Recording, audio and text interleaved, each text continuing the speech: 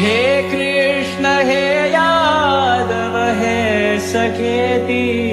गोविन्द दामोदर माधवेति करारविन्देन पदारविन्दम् मुखारविन्दे विनिवेशयन्तम् वटस्य पत्रस्य पुटेशयानम् बालं मुकुन्दं मनसा स्मरामि।